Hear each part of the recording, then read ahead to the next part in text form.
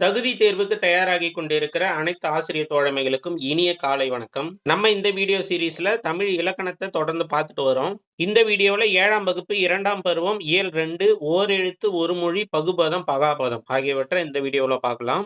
ஓரெழுத்து ஒரு மொழினா உங்களுக்கு தெரியும், ஒரே ஒரு எழுத்து பொருள் தரக்கூடியதாக இருந்தா அதை நம்ம ஓரெழுத்து ஒரு மொழின்னு சொல்றோம். ஒரே ஒரு எழுத்து ஒரு வார்த்தையாகவும் ஒரு சொல்லாவும் இருக்கும், அதை தான் நம்ம ஓரெழுத்து ஒரு மொழின்னு சொல்றோம். தமிழ்ல முக்கியமான 2 இலக்கண நூல்கள் இருக்குது. தமிழில் முதலில் தோன்றியதும் முதல் இலக்கண நூலுமான தொல்காப்பியர் எழுதிய தொல்காப்பியம் இருக்குது. அதன் பிறகு தமிழ்ல இருக்கிற ஒரு சிறப்பான இலக்கண நூல் பார்த்தீங்கன்னா நன்னூல். இதை பவணந்தி முனிவர் எழுதியிருக்கிறாரு. இந்த நன்னூல்ல தான் பவணந்தி முனிவர் தமிழ்ல 42 ஓரெழுத்து ஒரு மொழிகள் இருக்கிறதா சொல்லி இருக்கிறாரு. அது 42 இங்க பட்டியலிட்டிருக்காங்க. இந்த 42ல நோ து ஆகிய 2 எழுத்துக்கள் மட்டும் குறில் எழுத்துக்களா இருக்கு. மீதி எல்லாமே நெடில் எழுத்துக்கள் தான். அது ஒவ்வொன்றா நம்ம பார்க்கலாம். முதல்ல ஆனா பசு உங்களுக்கு தெரியும். ஆவின் பால் அப்படின்னு சொல்றோம் இல்லைங்களா? அப்போ பசுவின் பால். ஆனா பசு. ஈனா கொடு, ஈதல் அப்படின்னு சொல்றோம் இல்லைங்களா? அப்ப ஈனா கொடு. பூன்னா இறைச்சி. ஊன் உண்ணாமை அப்படின்னு வள்ளுவர் சொல்லியிருக்காருல்ல. அப்ப ஊன்னா இறைச்சி. ஏன்னா அம்பு, ஏகலைவன் அப்படின்னு சொல்றோம்ல. அம்பு விடுவதில் சிறந்தவன் ஏகலைவன். ஏன்னா அம்பு. ஐனா தலைவன். ஐயன் திருவள்ளுவர் அப்படின்னு சொல்றோம் இல்லைங்களா? அப்படின்னா என்ன அர்த்தம்னா தலைவன் திருவள்ளுவர் தான் அர்த்தம். அடுத்து ஓன்னா மதகுநீர் தாங்கும் பலகைன்னு அர்த்தம். கான்னா சோலை, காடுன்னு சொல்றோம் இல்லைங்களா? கானகம் அப்படின்னு சொல்றோம். அப்ப கானா சோலை. கூனா பூமி. கைனா ஒழுக்கம். கோன்னா அரசன். ஒரு படம் கூட வந்திருக்கு இல்லைங்களா? கோன்னா அரசன். சானா சாவு அப்படின்னு சொல்றோம் இல்லைங்களா? சானா இறந்து போ. அடுத்து சீன்னு சொல்றோம் இல்லைங்களா? இகழ்ச்சி. சே அப்படின்னா உயர்வு. சேமமா இரு அப்படின்னு சொல்றாங்க இல்லைங்களா? அப்படின்னா உயர்வா இரு. அப்ப சேனா உயர்வு. சோன்னா மதில். தான்னா குடு உங்களுக்கு தெரியும். தீனா நெருப்பு உங்களுக்கு தெரியும். தூன்னா தூய்மை. அடுத்து தேன்னா கடவுள். தேவன் அப்படின்னு சொல்றாங்க இல்லைங்களா? தேன்னா கடவுள். தைனா தைத்தல். அதை தச்சு கொடு அப்படின்னு சொல்றாங்க இல்லைங்களா? தைனா தைத்தல். நான்னா நாவு, நாக்கு அப்படின்னு சொல்றீங்களா? நாவு. அடுத்து நீனா முன்னிலை உரிமை உங்களுக்கு தெரியும். நீ. நேனா அன்பு, நேசம் அப்படின்னு சொல்றேன் இல்லைங்களா? நேனா அன்பு. அடுத்து நைனா இழிவு, நோன்னா வறுமை, பான்னா பாடல் உங்களுக்கு தெரியும். அடுத்து பூன்னா மலர், பேனா மேகம், பைனா இளமை, போன்னா செல் உங்களுக்கு தெரியும். போ அப்படின்னு சொல்றோம். மான்னா மாமரம் உங்களுக்கும் தெரியும். மீன்னா வான், மீன்னா வான். மூ என்றால் மூத்தவர், மூப்பர் அப்படின்னு சொல்றீங்களா? மூன்னா மூப்பு, வயசா வருது. அடுத்து மேன்னா அன்பு, அதை ஞாபகம் வச்சுங்க. அடுத்து மைன்னா அஞ்சனம், நம்ம கண்ணுக்கு மை போடுறோம் இல்லைங்களா? அதான் மை, அஞ்சனம். மோன்னா மோந்து பார்த்தல், முகர்தல் அப்படின்னு சொல்றோம் இல்லைங்களா? மோத்தல். யான்னா அகலம், வான்னா வா உங்களுக்கு தெரியும் அழைத்தல். வீணா மலர், ஒரு முக்கியமானது இது. வைனா புல், வைக்கோல் அப்படின்னு சொல்றோம் இல்லைங்களா? வைனா புல் அப்படின்னு அர்த்தம். வவுனா சுவர். நோ அப்படின்னா நோய், இப்பதான் சொன்னேன். நோன்னா நோய். அடுத்து துண்ணு அப்படின்னு சொல்றீங்களா? தூண்னா உன் அப்படின்னு அர்த்தம். இவ்வளவுதாங்க. 42 ஓரெழுத்து ஒரு மொழிகள் இருக்கிறதா பவணந்தி முனிவர் நன்னூல்ல சொல்லியிருக்கிறாரு. அந்த 42 இப்ப பார்த்தோம். இதுல நிறைய வார்த்தைகள் நமக்கு தெரிஞ்சது. ஒரு சிலதை மட்டும் நீங்க ஞாபகம் வச்சுக்க வேண்டி வரும். அடுத்து பகுபதம் பகாபதம். பகுபதம்னா என்ன? ஒரு சில வார்த்தைகளை நம்ம பிரிச்சு பொருள் கூறுவோம். அதை நம்ம பகுபதம் அப்படின்னு சொல்றோம். இப்ப எடுத்துக்காட்டா படித்தான், அதை படி கூட்டல் இத்து கூட்டல் இத்து கூட்டல் ஆண் அப்படின்னு பிரிக்கலாம். இதுல ஆண் என்பது ஆண்பால் ஒருமைக்கான வினைமுற்று விகுதி. அப்போ ஆண் என்பது விகுதி, படி என்பது பகுதி. அப்ப நடுவுல இருக்கிறதெல்லாம் இடைநிலை, சந்தி, சாரியை அப்படின்னு சொல்லுவோம். பகுபதத்துல பெயர் பகுபதம், வினை பகுபதம் ஆகிய 2 வகைப்படும். இதுல பெயர் பகுபதத்துல பொருள், இடம், காலம், சினை, பண்பு, தொழில் ஆகிய 6 வகைப்படும். நமக்கு அதிகமா கேட்கக்கூடியது தேர்வுல பார்த்தீங்கன்னா வினை பகுபதம் தான்.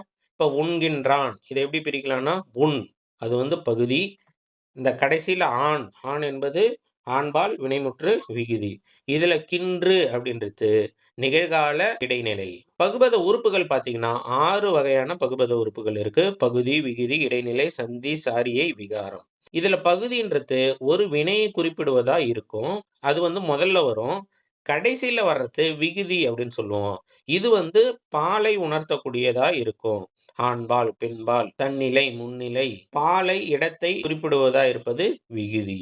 இடைநிலைன்றது பெரும்பாலும் காலம் காட்டுவதாக இருக்கும். அப்போ அது நடுவுல வரும். இப்ப படித்தான்னா இதுல இத்து இறந்த கால இடைநிலை, படிச்சுட்டான். இல்ல படிப்பான் அப்படின்னா இப்ப எதிர்கால இப்ப வந்து எதிர்கால இடைநிலை. சரிங்களா? அப்போ பகுதி என்பது வினையை குறிக்கின்ற முதல்ல வர்றது பகுதி. விகுதின்றது வந்து ஆண்பால், பெண்பால், பலர்பால், பலவின்பால் ஆகிய பாலை குறிப்பிடுகின்ற கடைசி வந்து விகுதி அப்படின்னு சொல்லுவோம். நடுவுல இருக்கிறது காலத்தை காட்டக்கூடிய இடைநிலை. இப்போ இந்த பகுதிக்கும் இடைநிலைக்கும் நடுவுல வர்றது சந்தி அப்படின்னு சொல்லுவோம். இடைநிலைக்கும் விகுதிக்கும் நடுவுல வர்றது சாரியை அப்படின்னு சொல்லுவோம். இப்ப எடுத்துக்காட்டா வந்தனன் அப்படின்றத பாத்தீங்கன்னா இந்த மாதிரி 2 அன் கடைசியில வந்தா இதுல கிட்டத்தட்ட 6 பகுபத உறுப்புகளும் வந்திருக்கும். இப்போ வந்தனன் இதுல பாத்தீங்கன்னா வா என்பது பகுதி. ஆனா அந்த வா வந்து வ அப்படின்னு சுருங்கி இருக்கு. அதனால அத வ வந்து விகாரம் அப்படின்னு சொல்றோம். அதே போல இத்து இத்து தான் இந்த மாறி இருக்கு. அப்ப இத்து வந்து சந்தி. இதுல இந்துன்றது விகாரம். இன்னொரு இத்து வந்து பாத்தீங்கன்னா இறந்த கால இடைநிலை. அடுத்து கடைசியில இருக்கிற அன் வந்து ஆண்பால் வினைமுற்று விகுதி நான் சொன்னது போல. இப்போ நடுவுல இடைநிலைக்கும் விகுதிக்கும் நடுவுல வர்ற இன்னொரு அன் வந்து சாரியை அப்படின்னு சொல்றோம். அடுத்து பகாபதம். இப்ப மரம், கழனி, உன், எழுது எல்லாம் என்ன பண்ண முடியாது, பிரிக்க முடியாது. இந்த பகாபதங்களும் பாத்தீங்கன்னா பெயர் பகாபதம், வினை பகாபதம், இடை பகாபதம், உரி பகாபதம் ஆகிய 4 வகைப்படுகிறது. பெயர் பகாபதம்னா நிலம், நீர், நெருப்பு, காற்று. வினை பகாபதம்னா நட, வா, படி, அதாவது கட்டளை சொற்கள் மாதிரி இருக்கிறது வினை பகாபதம். இடைப்பகாபதம் வந்து மண், கொல், தில், போல் ஆகியவை இடைப்பகாபதங்கள். உரி பகாபதங்கள் உரு, தவ, நனி, கழி இதெல்லாம் பார்த்தீங்கன்னா உரி பகாபதங்கள். இதுல மதிப்பீடுகள் பார்க்கலாம். 1 நன்னூலின்படி தமிழில் உள்ள ஓரெழுத்து ஒரு மொழிகளின் எண்ணிக்கை பார்த்தீங்கன்னா எத்தனை? 42. எழுதினான் என்பது என்னது? வினை பகுபதம். அடுத்து பெயர் பகுபதம் எத்தனை வகைப்படும்? 6 வகைப்படும். அடுத்து காலத்தை காட்டுகின்ற பகுபத உறுப்பு எது? காலத்தை காட்டுவது இடைநிலை. பொறுத்துக பெயர் பகுபதம். பெயர் பகுபதம் எது? இதுல பெரியார் என்பது பெயர் பகுபதம். வினை பகுபதம் எது? வாழ்ந்தார். இடைப்பகாபதம் எது? மண். உரி பகாபதம் எது? நனி. சரியான பகுபத உறுப்பை எழுதுக. இப்ப போவாள். இதுல போ என்பது பகுதி, ஆள் என்பது பெண்பால் வினைமுற்று விகுதி. இப்ப இவ்வு என்பது எதிர்கால இடைநிலை. இப்ப நடக்கிறான். இதுல நட என்பது பகுதி, கடைசியில் ஆண் என்பது ஆண்பால் வினைமுற்று விகுதி. இதுல கின்று என்பது நிகழ்கால இடைநிலை. அப்ப இக்கு என்பது சந்தி. பின்வரும் சொற்களை பிரித்து பகுபத உறுப்புகளை எழுதுக. பார்த்தான். பார் கூட்டல் இத்து கூட்டல் இத்து கூட்டல் ஆண். இதுல பாத்தீங்கன்னா பா என்பது பகுதி, ஆண் என்பது ஆண்பால் வினைமுற்று விகுதி. நடுவுல 2 இத்து வருது. இதுல இந்த ஆணுக்கு முன்னால இருக்கிற இத்து வந்து இறந்த கால இடைநிலை. அதுக்கு முன்னால வர்ற இத்து வந்து சந்தி. அடுத்து பாடுவார். இதுல வந்து பாடு கூட்டல் இவ்வு கூட்டல் ஆர். இதுல பாடு என்பது பகுதி, ஆர் என்பது விகுதி, இவ் என்பது எதிர்கால இடைநிலை.